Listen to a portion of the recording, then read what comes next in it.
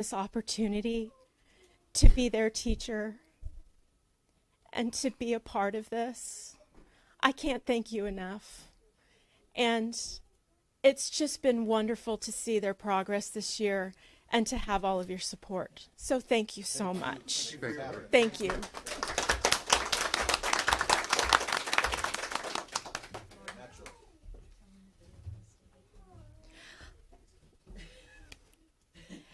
This is the fun part. It's now going to be a lot of business at this point. So if you would like to go, you're welcome to stay. But if you would like to go, this is your chance to go. Si ustedes quieren salir, esta es la oportunidad para salir, porque ya de esta parte es todo negocio. Entonces, esta es la oportunidad.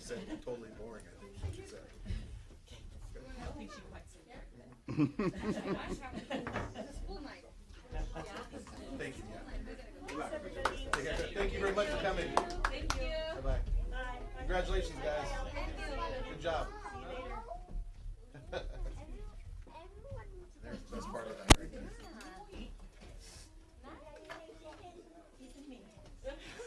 Good job. And Monica, Mr. Dodd? Yeah. If it gets cold back there, you know about the door, right? I'm the doorman. Door monitor. Thank you. Okay, we have any little sheets? No. All right, bargaining unit presentations. STA? Abandon your post. Is that on? It looks like it is. Yeah. So just wanted to reiterate the feelings from STA. I'm not sure what the board had in mind when they agreed to the articulation meetings, but if instilling in the teachers was a feeling of real concern and a place to go to express those concerns, then I would say, mission accomplished. The few teachers that I've talked to have put aside whatever reservations they might have had, and I'm not sure if there was ever a stigma attached to it, but there does seem to be a more relaxed attitude and a willingness to contact you guys and let you know directly, hey, this is a concern, and you've already shown us through your participation in these articulation meetings that you're genuine. So goodwill is a hard thing to come by, and I think you've earned it. So thank you. Thanks, Mr. Dodd. We're going to continue to work on that. Okay. Yeah. CSCA? Okay. Board member comments. Steve? None this month. Nope. Nothing, Frank? Okay, I don't really have any either, but I wanted to report on a couple of written communications that I got. Emails. First one was from a citizen who, not in a nagging or accusing way, but just mentioning that they noticed that I'm on my pad or on my phone periodically during the meetings, and as many of you probably know, that's something that we're not supposed to be communicating with each other except verbally. And the reason that I'm on my phone a lot is because that's the way that I adjust my hearing aids. I need to turn it up or turn it down, or, Turned off for me. turned off, yeah. But anyhow, that's what I control here. And then sometimes I can't read the stuff, although this new this new screen's going to help a lot. But I wasn't able to read things on the screen, so I use that. So it's my, things that I had going on, and I'm not using these to communicate with anybody else. And we're not watching the Warriors game. No. We're not doing any of that. So I just wanted to reassure folks. The score beef. The second one is I received an email from Ms. Lori Caldera, former teacher in the district, regarding her perception of the district's lack of support during an incident investigation and lawsuit which began in late 2021. It's important to note that our as part of our extended investigation, 6 of the 7 complaints were dismissed, with the exception being that the teacher's presentation implied that they were deceptive about the club's purpose and activities. And I note that this speech occurred at a conference attended at the teacher's own initiative and cost. I apologize that Ms. Caldera had to suffer as we went through, the board and administration went through a lengthy process advised by legal counsel in this kind of unprecedented event. And I recognize that the board and administration have work to do to regain the trust of the teachers in the district, and I pledge my best effort moving forward with that. And we're continuing to do that, as Mr. Dodd noted. So, any other written communications that I need to No, that's it. respond to? All right, Mr. Superintendent, Dr. Superintendent. Thank you. So this is the busy home stretch, and it gets exciting. The next month will be filled with testing, field trips, promotion plans. Today there was, I'll let you talk about Science Day in a second. The hoedown is this Saturday. Hopefully we'll see some people there. This is the foundation's big event, fundraising event. And this is the first time in, gosh, 4 or 5 years. And I wanted to give a special shout out to the new president, Loretta Toledo, who's, I think, just a kinder or first grade mother who just jumped in, and she and her committee are making this happen for the first time. So it should be fun. We also have 2 final music performances this year coming up. Mrs. Thompson and her musicians have been working hard daily. If you'd like to go, they'll be at Buena Vista at 7 o'clock. The choir will perform on May 18th, and then the band the following week on May 25th. We wrap up our tutoring program next week, and I want to thank all the staff members, both teachers and aides, that have made that possible for the kids. I think it's really shown some great results. Now we shift to summer school planning. And last, I want to recognize one of our teachers, Mrs. Christina Sazi Jones. Mrs. Jones, the 8th grade teacher, beloved teacher at Buena Vista, and she has recently been honored as one of this year's Salinas High's help me with that word. Celebrant? The second graduating guys. Salutatorian, right? Salutatorian. That's the one. Thank you. The valedictorians and the salutatorians are able to pick the most inspiring teacher they've had in their educational career, K through 12. And this student from Buena Vista chose Mrs. Jones. So she'll be honored at graduation in the VIP section, and just want to thank Mrs. Jones for, inspiring students and representing us so well. And word has it 3 of the top 10 are from Buena Vista. So great job. Yeah, I wanted to note that, speaking of Miss Sazi Jones, I went to her classroom and did a presentation about my parents' experiences during World War II, and got a nice response from the students, good, thoughtful questions, and I really enjoyed my time with them, so it was terrific to be there. Okay, Buena Vista, no, Spreckels School Principal. It's the only time I get to go first. Yay! I thought we were going to flip-flop, though. Every other month? Yeah, You didn't tell me that. this is her month. Thanks. It's been delayed Thanks. up one of those meetings. So we were just here a couple weeks ago. So I shared a lot then. So I don't have much to share except for what Eric said. We're very busy. Things are going along. We're just over 5 weeks of school left. I can't believe it. It's going really fast. We're gearing up for our state assessments. Teachers, the 5th grade teachers have been doing their PE assessments, which they have to do in 5th grade every year. Teachers are starting working on their end of the year records and their cumes, and finishing up field trips and all that fun stuff. It's been really busy. But I'll focus on today since, like I said, we just talked earlier. We had our first science day that we haven't had since 2018. And so we had a parent, Chelsea Starrett, who's also a teacher at Notre Dame, bring it back for us through PTO, and it was fabulous. Lots of really cool science things going on, and parent volunteers. And she brought a whole crew from Notre Dame with her. She's one of the science teachers there. So it was fun because there were quite a few girls that I remember when they were little instead of big, and they had a good time too. So kids loved it. All the kids from TK through 5th grade were out there. Took up half of the grounds outside, and I have to say that there was a lot of new and different things there, and there was also a guy from Hartnell who teaches robotics. And that was really interesting. And then they were making slime and blowing bubbles. And there was a goat and a calf and many, many things. They had kids shooting, which was my grandson's favorite, shooting baskets. And then they were able to show on the iPad the projectile all the way from the release all the way through the basket. And it's like, it was cool. They were very mesmerized by all that, and that it was actually basketball could be science. So now they like it even more. But anyway, it was a great day. So we really appreciate Mrs. Sterrett and all the parent volunteers and all the other volunteers that were there, because it was a really wonderful day, and it's really fun to focus on science, as Dr. Hasagawa knows. Thank you. Yeah, it was a good day. So thank you. Okay. Thank you. Anything from SUEF other than the hoedown coming up? PTO? Bobcat Club? No. All right. Let's move on to the April fund balance report.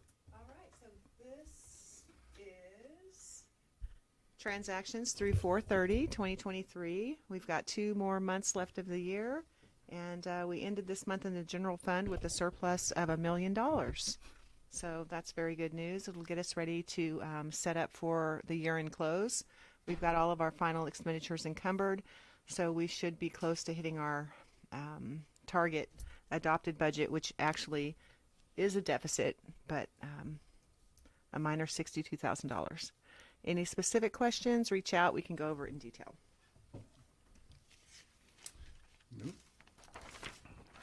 Thanks, Bree. This is much better for me in terms of being able to see it. I don't know if you're responsible for it, but I'm going to give you credit for it. She is She is responsible. actually, yeah. This is all the tech director. Okay, facilities? There's nothing to report on facilities or food service or transportation. We'd like to jump to the Sicerco Energy Efficiency project, because I think that's going to take some discussion, and we've got our guests of honor here. So if you don't mind if we just jump to that. Absolutely. Okay. So I'll give a little background. So the district's entered in this comprehensive energy project, which if you read the article about PG&E rates spiking, it's very timely, and it's a wonderful project that really should unite the district, and we don't want any division. There's been a lot of concern about just one phase of it, which is the solar panels at Spreckels Elementary School on the field. And we appreciate the community and the board's questions about the location.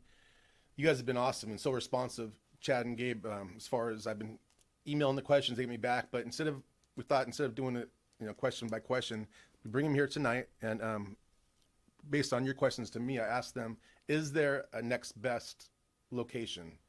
And they were gracious, and they, I guess, rallied up the engineers. Is that how it works? And they came up with an alternate solution, and they're going to take questions about it and explain there is a cost difference, but in the big scheme, I think the board should probably weigh the pros and cons, and yeah. So thank you guys for coming. Is it best just to take questions, or do you want to? Happy to, yeah, there's the information that we provided, so would you like me to go through it? Sure, just Yeah, please. Go ahead. Yeah, so, can I stand up? Please, yeah, for sure. You have to stand by the mic because we're broadcasting. Just press that button. There you go. There you go. Yeah. So this on the left was the original design and the layout of the system. This is a ground-mounted system, and obviously it takes up some space in the field. So we were requested to look at pretty much the next most viable option in terms of where could a system of similar size and capacity as that one fit into the campus, in terms of a different location. So this design here is it's a carport type structure. So it's actually a shade structure. So it's hard to tell when you're looking at it from the top, but it sits, I don't know how many feet up. Do you know, Chad, by chance? I'm not sure. 10 or so. So it's up in the air. It's not sitting on the ground. And the next page of this presentation kind of compares the existing system as far as what we were contracted to build, and then this alternative design. So you can follow along in the 2 columns, but the size of the system is relatively close to the same. The production is relatively close. The amount of electricity that the system will offset, again, close. Utility cost savings, close. It's basically the new system is slightly smaller across the board, but there's not enough physical space to make it any larger. And then the price, from a price standpoint, the original one was $670K-ish. The new one would be about 920. So we're talking about a delta of about $248,000. We didn't have enough time to, come up with firm contract ready numbers, but we did spend some time with our engineering team and our construction team, and they kind of scrambled to put things together to give you what we call ROM numbers, rough order of magnitude. So, that's basically the difference between the two systems. If the district were to consider, just removing the existing system and not moving forward, or not go forward with that project, it would turn out to be a loss, so to speak, of at least $200,000 for the money that we've already invested in geological reports and mobilization and things like that. So I think the situation would be a much better one, in my opinion, to, if you wanted to relocate the system, would be better to go with the relocated instead of just removing the old one. So that's the information that we put together to date, and happy to answer any questions. I have a few questions regarding the Plan B, if you will. One, how long would it take from breaking ground to, having kids underneath it or around it? Could that be done during a school summer break, or would it disrupt an instructional school year at all? Yeah, it's a good question. I didn't bring an updated schedule with me, nor have I seen one. Because the size of the system is similar, it's a little bit more difficult to build this system because it involves the steel for the carport.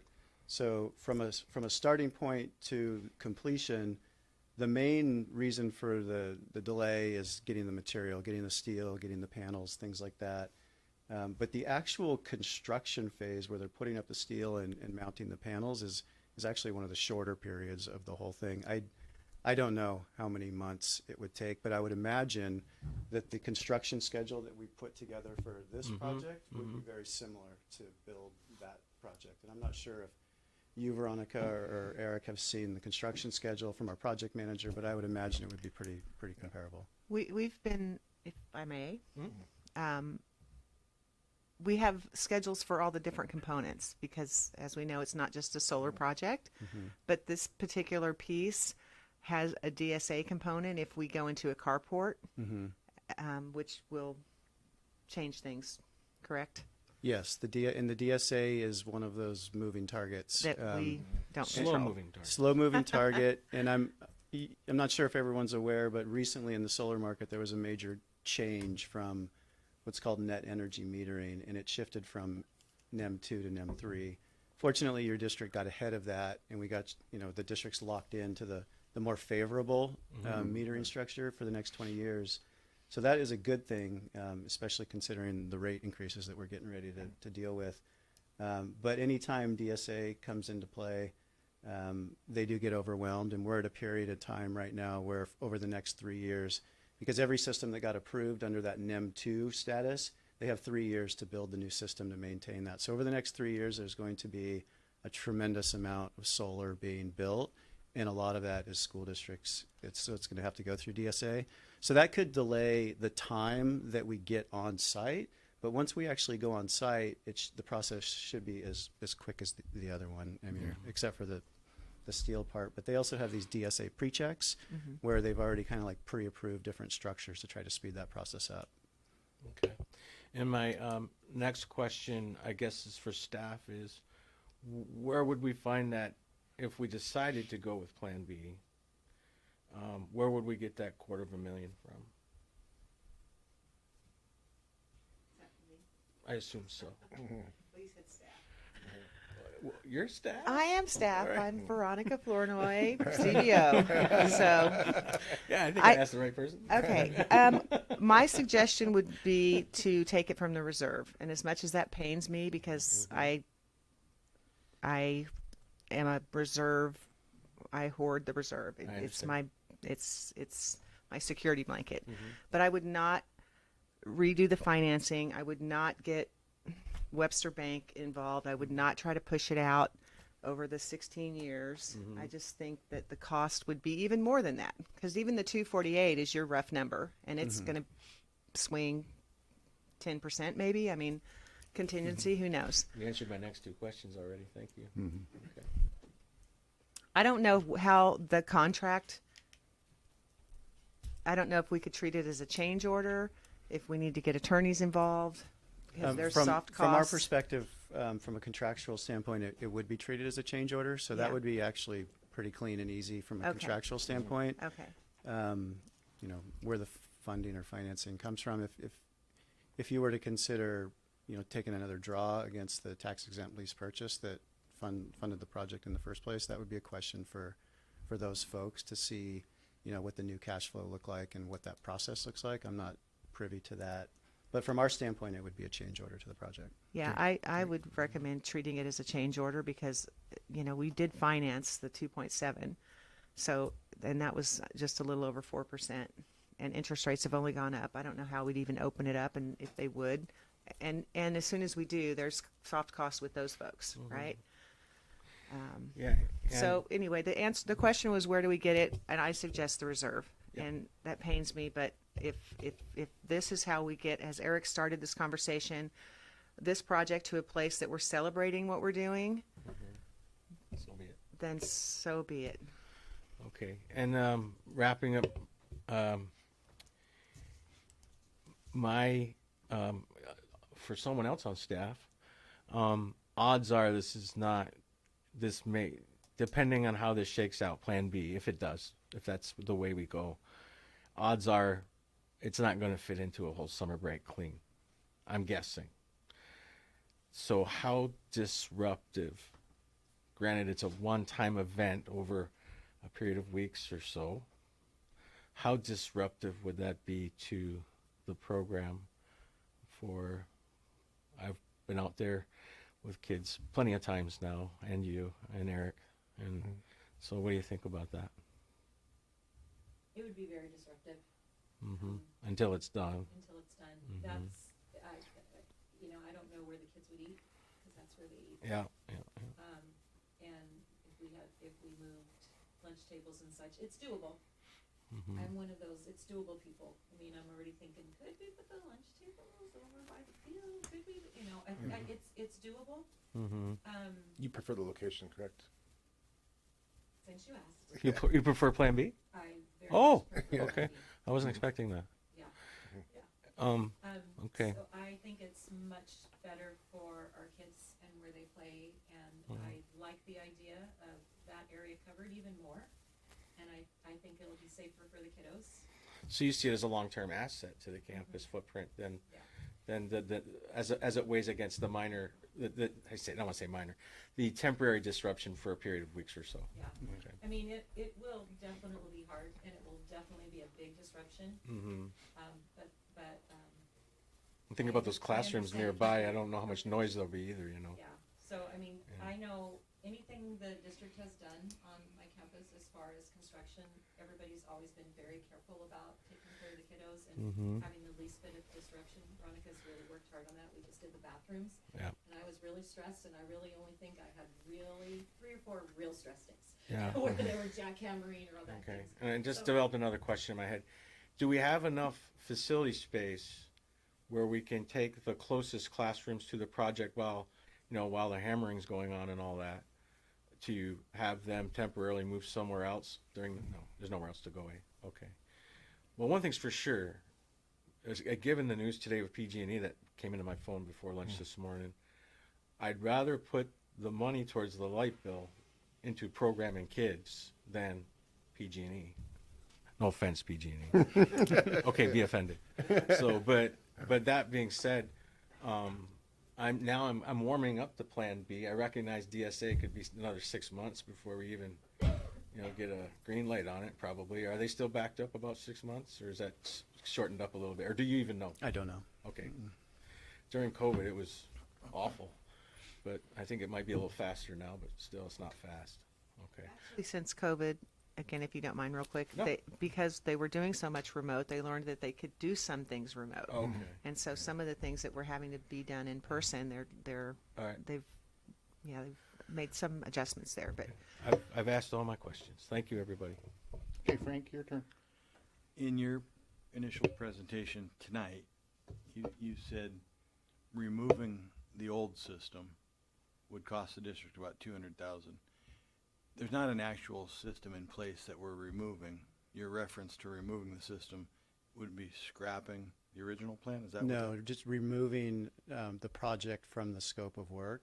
So in consideration of the costs that have already been incurred to go forward with that project, those costs would basically be lost if we pulled the project out of the contract. So if we remove the solar project on the field, which several people mentioned seems to be a hot button for community members, that would result in a $200,000 encumbrance to the district? Approximately. Mm-hmm. Okay, so that's a question I think a lot of people have asked is what would the cost be to negate this project right now? And that would be $200,000. Mm-hmm. There would still be some other pieces of the project like the LED lights and the things other than the solar. You know, I think people are focusing on the solar panels on the grass. Right, yeah. So I'm there's just still a talking about- project Mhm. if the district said we don't want solar panels at all. That's going to cost. You guys are still going to get $200,000 out of it somewhere in it, right? Right, correct. Yeah, I'm just talking about the one solar system in the one location. Everything else would continue. Mhm. And so since the board prior to us are sitting here now initially approved this project, if there's a desire to move forward with option A, which is $248,000, give or take $20,000 or $40,000, what would be the process to approve that project since there's already an approved project on the table? To go to change order. Yeah. It'd be a change order. Yeah. Is that a board vote or is it just a? Yeah. We would have to approve that. Yeah, it'd have to come to us at the next board meeting. Absolutely. Yeah. Sorry, Bree, I forgot my. Next time. Okay, so I think I'm slowly getting the information that I'm looking for, and I say slowly, not due to you, meaning me to try and articulate it. Right now, the project is six something. 600K. There's also a $4 million number. What's the $4 million and what's the $600,000 number? $4 million is the funding for the entire scope of the work. The $600,000 is that piece of it. The $4 million is what we borrowed through the Webster Bank with the intent of the savings from all of these energy efficient projects will reduce our PG&E, not dollar for dollar, but relatively close over the life of the loan. So the annual payback for the money we borrowed, we should see in the savings from our energy consumption. Yeah, and- Immediately or at year 16? Well, hopefully before year 16, but not immediately for certain. It's as soon as the measures are completed, then you'll start to realize the savings. So as different things get done, like lighting upgrades or whatever it is, as those measures get completed, the purpose is for those pieces of equipment to use less electricity. So you should begin realizing the savings incrementally as the project gets completed. And by the time the project's completed, whenever that completion date is, then that would basically the beginning of the total savings that would go towards that debt obligation that Veronica's talking about. And No, if this is not concerned good. citizens, constituents, parents actually showed up at a board meeting to voice their concern against the project, some type of action would be required by this board to say we don't want any solar panel project at all, and there would still be a project happening, but that would have a cost of $200,000. Approximately. Yeah, but a motion would have to come before us, probably at the next meeting, where we get some firmer numbers, and that proposal will come from the administration to say this is what we're going, this is what proposal B really looks like for us, and then we'll either move forward with that or we won't. Change order. Yeah. And I think it's also worth noting that if the system were removed from the scope of work, then that also removes approximately $50,000 of savings each year that would be realized by the district. And just to interject, that was probably based on PG&E's old rates, Right. as opposed to these double-digit things that we're looking at You now. shared, this was conservatively Yeah. 4%. In the cash flow that we originally built, we assumed a 4% annual escalation in PG&E rates, and we just found out today that they're, in Santa Rosa anyway, they're going to go up 44% over the course of this year, just this year alone.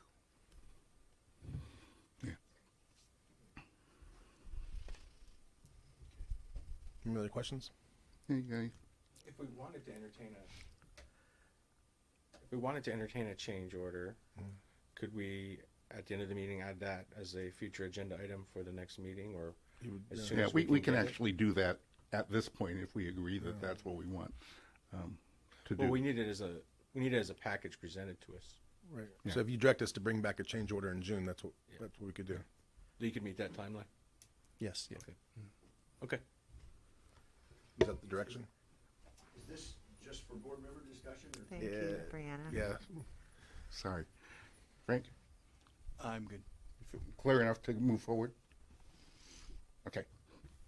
So, thank you. You're welcome. Thank you for your work on this and for coming and presenting Yeah, to thank us. you very much, guys. Yeah, we appreciate that.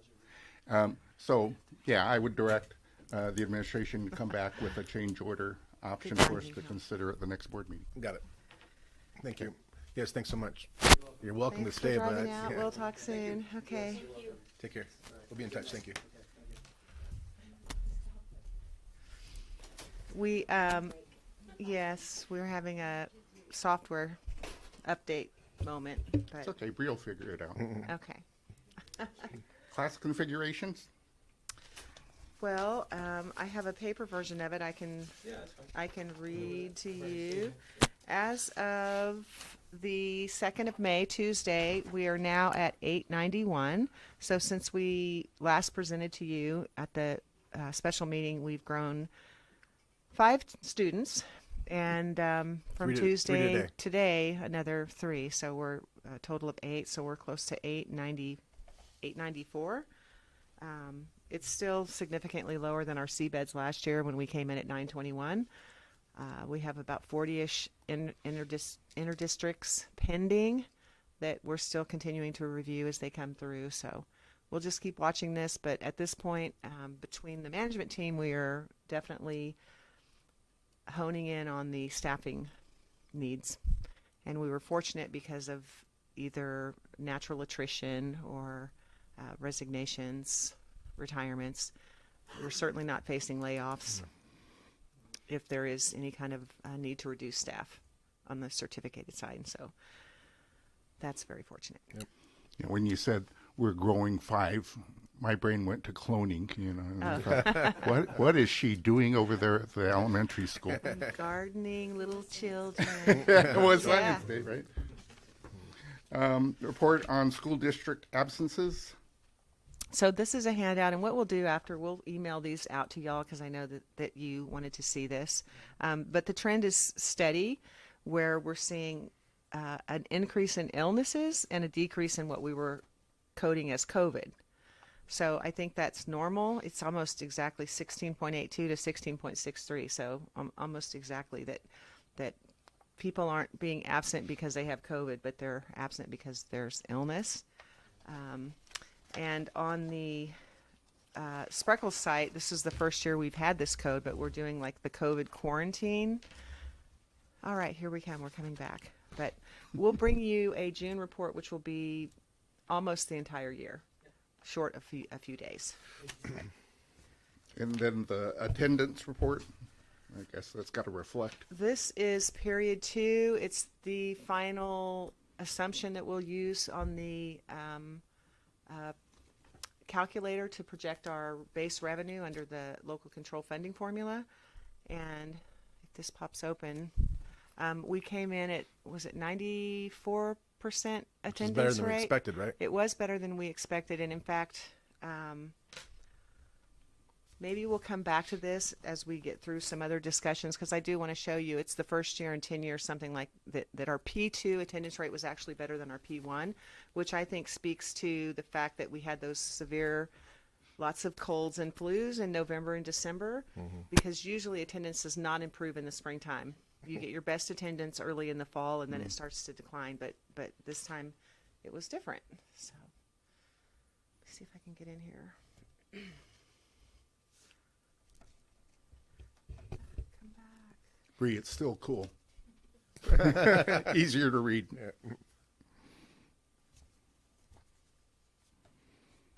wrong one.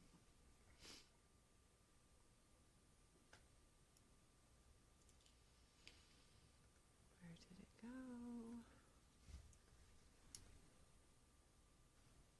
Yeah, sometimes when I'm looking at things, There we I'm are. wondered if it's my contact lenses or if it's what I'm looking at, you know. Okay. We are page 16. So here's the historical reference for, oh. Me again? I didn't touch anything. There's He a says gremlin. before he It's a touches gremlin. something. Mr. Dodd, you and I have that same text sense, and I didn't touch Okay. Yeah, and come back to We'll this. come back. Yeah. Okay, well, let's move into public hearing. the second interim, number 5. Well, do you want to show us the second interim No, numbers? it's just too? the annual court. Oh, you get these every time we submit our reports to the county office. They respond that they agree. Well, we hope they agree with our projections of financial stability. Yeah. So we got the thumbs up. All is well. Great. Now, motion to adjourn to public hearing? I'd like to make a motion to adjourn into a public hearing, please. Frank? Second. All in favor say aye. Aye. Okay, we now stand in public hearing. Any comments from the public? That's you guys. Hearing none, I'll entertain a motion to adjourn from public hearing. I'm gonna make a motion to adjourn from public hearing. Second? All in favor say aye. Aye. Any opposed? No. Okay, we are adjourned from public hearing. So, I'll make a motion for consideration and public notice of the district's initial proposal to California School Employees Association, CSEA Chapter 86, collective bargaining agreement and sunshine of CSEA initial proposal for fiscal year 2023-24. okay, Second. all in favor say aye. Aye. Any opposed? Okay. So, why don't you or Veronica want to do a On which one? little explication? On, Are we on the sunshine? yeah. Yeah. This is just CSEA opening the 3 articles that they want to talk about, which is salaries, benefits, and the reclassification process. And the district's sunshine response is always salaries, benefits, and one other item to be named at a later date. We usually pick that based on need, if something is going on, whether it's through reclassification or maybe it's transfer article. But we'll let you know what that is if we do choose to open a 3rd article. Okay. Any discussion? All in favor of approving this motion, say aye. Aye. Any opposed? Motion passes 3-0-2, right? Yep. All right, let's do number 2. I make a motion by roll call vote. The California Department of Education request for allowance of attendance due to emergency conditions form J13 Alpha for school closure March 13th through March 15th, 2023. Second? Second. All in favor, say aye.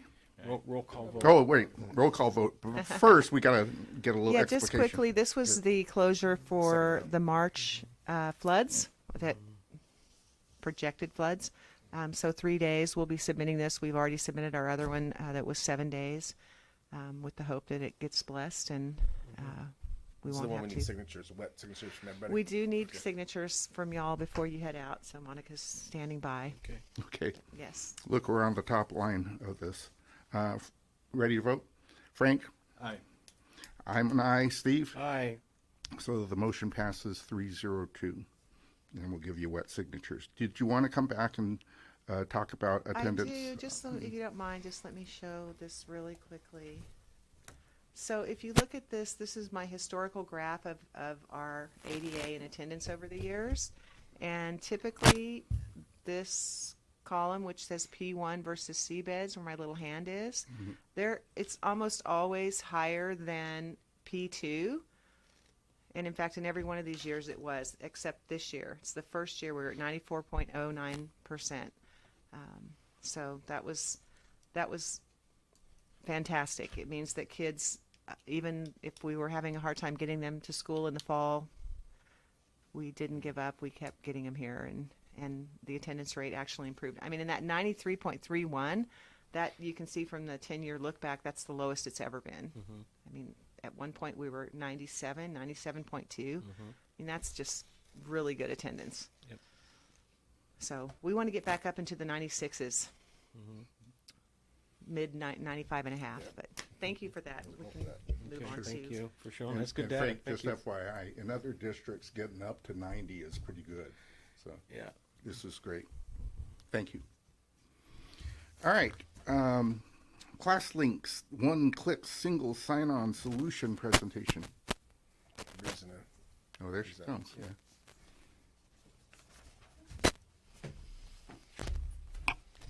Okay, so I'm here to talk to you about ClassLink. So ClassLink, like you just said, is a single sign-on application that helps us roster applications. Like, as we know, as technology increases, the more curriculum and the more all of those have to be rostered with teachers and students. We currently use Clever.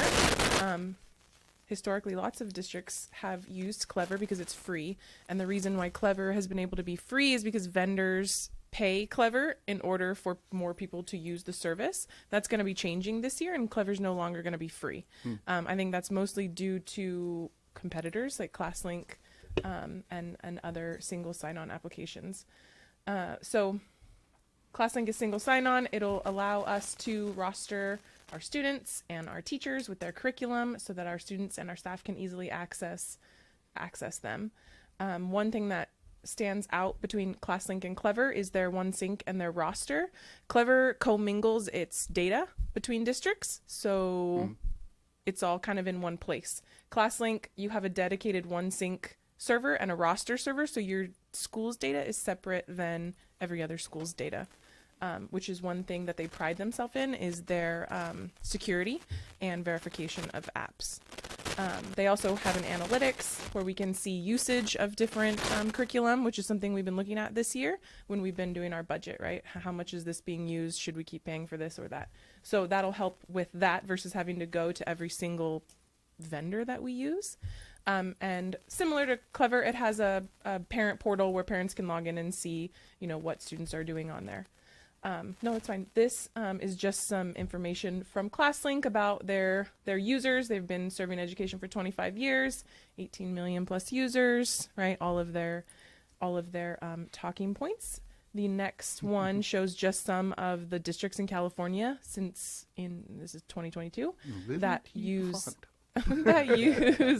ClassLink.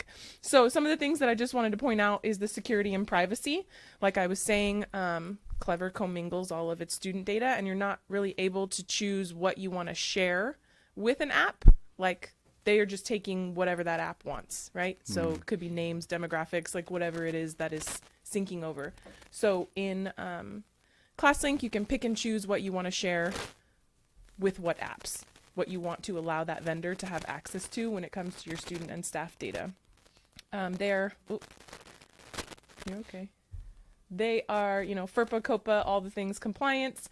They have a student privacy pledge. They're also part of the Student Data Privacy Consortium, which we are a part of. And if you wanted to learn more, there is a link.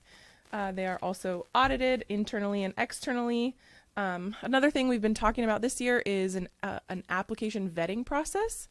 Right now, it's kind of like the frontier, right? Like teachers are going wherever and using whatever, and it's like, oh, integrate this with your Google Classroom and get your kids logged in, which we're then not necessarily sure what data is being shared. And so this is going to help us streamline that app approval process. So teachers will be able to request specific apps. And if we go through our internal process and it ends up in ClassLink, then that's something that they are allowed to use. So that is that. And the biggest, I mean, we've been talking, I feel like I've been up here talking about security and cybersecurity almost every time that I've been up here. Another thing is it's world-class service. Clever, because it's free, well, not going to be next year, but because in the past it has been free, it's hard to get, right? They also, because the vendors were paying them, it was easy to roster with the companies that paid them. But if we're using something that is not a Clever, partner, then I'm having to create script or do it on my own in order to roster those students. With ClassLink, there is support. So if we get an app that something not in their 6,000 apps that they already work with, they have like a 24-hour, they will get it up and get your single sign-in going for you. And as we know, we're a small district and I'm in IT too. So it's going to be something that will be helpful to save time for me and Ryan, and also help students be more protection. We also have been talking about multi-factor. We've been looking at different options for having multi-factor, since that's something that we're going to have to be moving towards. And one of the options that we're looking at is one of ClassLink's partners. So that will make it easy when we're integrating our multi-factor. Our multi-factor that we're going to be going with is going to be our student information system and our devices. But we could turn it on for the applications that students and teachers use. It's easy to sign in. I'll be able to use that one roster and sync it up with our new student information system. And as students come and go, they'll be added and dropped, and I won't have to be manually doing that throughout the year. There are 6,000 plus single sites that we use. So if it's not one of those, they have a 24-hour guarantee that they'll get it up and running for you. No, you're fine. ClassLink Analytics is just, what I was talking about earlier. We'll be able to go into the dashboard on the back end and see what apps are being used. If there's apps that teachers are using that aren't necessarily on there, we'll be able to use that in our app vetting process. And like I was saying earlier, Clever doesn't really have support because it's historically been free, where ClassLink has 24/7 support, and we'll have a dedicated project manager to help as we grow in our ed tech applications. There's also the ClassLink Academy, so teachers could on their own, and Ryan and I could go and get badges and become ClassLink certified, and that's all included in the cost. And I just realized I didn't put the cost on here, but I'm sure you put the cost in there. Oh, there you go. Yeah. Okay. Well, here's the quote. It'll be an initial setup cost, and then like an ongoing 3,000 something a year. For that. Worth it. And Yeah. So we'll pay that initial startup fee if you approve, and then on July 1 budget we'll pay for the. okay, before we get to cost, a couple of questions. One, I think I understood you to say that they will not commingle the database, but they're still serving as the home for that database. Right? Yeah, it's just kept separate, whereas in Clever it's all kept together. Right. Where here everybody has every district, has their own server that the data is dedicated to. It's not one server, right? Because if one is hacked, then the data is going to be hacked. And then what are the teacher and parent portals comparable to what we're seeing in Clever? It's going to look pretty much exactly like Clever, where it's icons that they click on for what app they want to go to. So not a big learning curve to switch. Any questions, discussions on No. the board? Okay, so now let's get the motion for the money part. I'll make a motion to approve ClassLink one-click single sign-on solution quote. Second. Okay, so my question is, how comparable is this to if we were to go to Clever and, do Clever's cost is going to be roughly similar. I think it might be a little bit less, but we're not going to have the same security and the same ease of use when it comes to rostering our different ed tech things. Okay. Any questions from, ready to vote? All in favor, say aye. Aye. Any opposed? Motion passes 302. Thanks, Bree. Thank you. Make a motion? Yes, please. Motion to approve or adopt, whichever actionable word is preferred, English language learners master plan for 23-24. Second. Okay. This is actually timely because this document kind of outlines what happened tonight as far as reclassification. But we bring this to you every year, and the only difference this year was under curriculum. Last year we said that Buena Vista was using Vista Learning, which is a brand new research-based. This year we did it for the whole district, so that's the only big change from last year. This kind of spells out from the day the student comes, how they're identified, through the support they get, the testing, all the way to the reclassification, which you actually saw firsthand tonight. Okay. Okay, any discussion, further discussion? All in favor say aye. Aye. Any opposed? Motion passes 302. Final read, well, motion for the final read of. Motion to approve the final read for CBO job description. Second. You guys want to say anything? No I mean- changes from last month. Okay, ready to vote? Yep. All in favor say aye. Aye. Any opposed? Motion passes 302. Motion to approve final read facilities manager job description. Second, Second. Same. no changes? Nope. All in favor say aye. Aye. Any opposed? Next one, Motion to approve final read middle school principal job description. Second. any changes? Nope. All in favor say aye. Aye. Any opposed? Motion passes 302. Motion to approve final read elementary school music teacher and middle school band director job description. Second, Second. any changes? Nope. All in favor say aye. Aye. Motion passes 302. Steve? Motion to approve final read education specialist, special education teacher job description.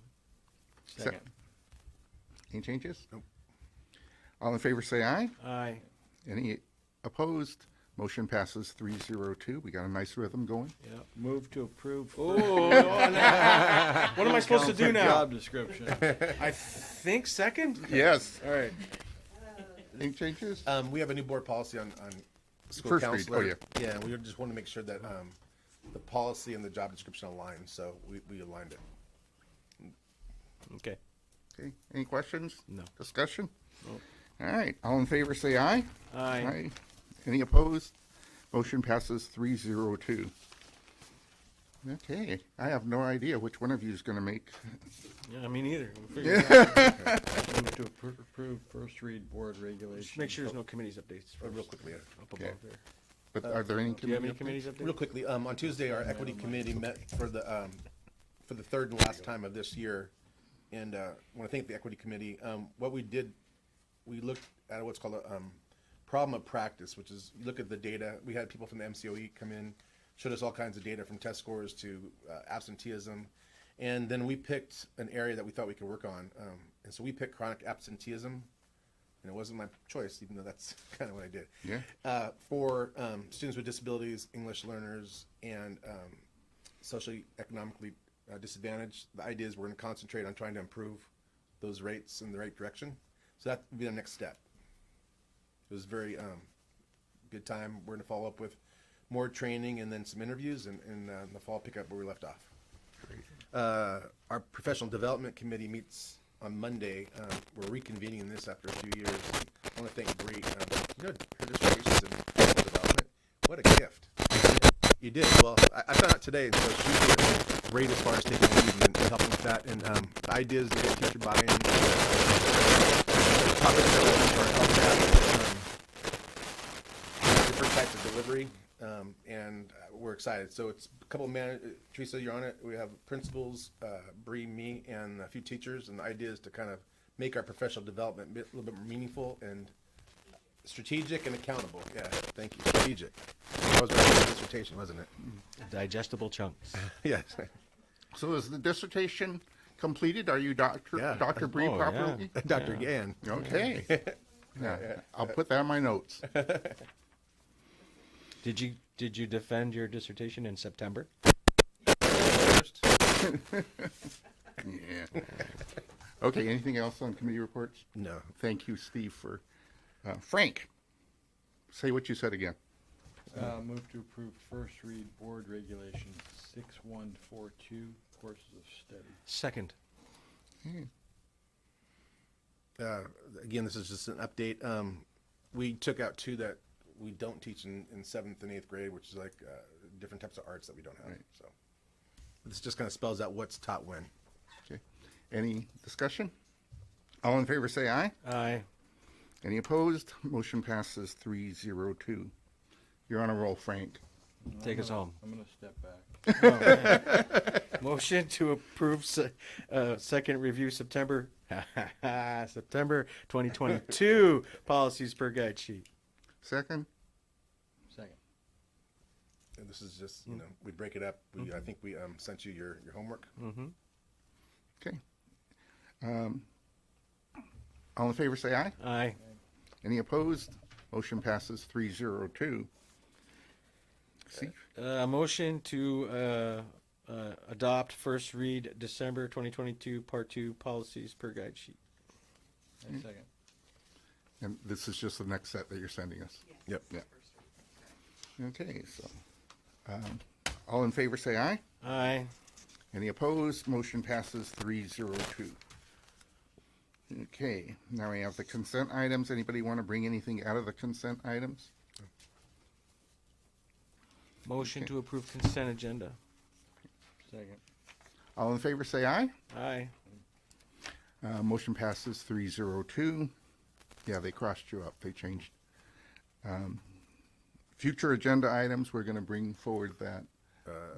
Change order Change order, to yeah. the solar project at Spreckels Elementary School. Yep. Take a look at that. Motion to adjourn. Do you want the honors? Motion to adjourn. Okay. All in favor say aye. Aye. Oh, we are close to 8 o'clock. 8 o'clock sharp? Yeah, close. I got 8:02 over here. Okay, we stand adjourned. Thank you, gentlemen.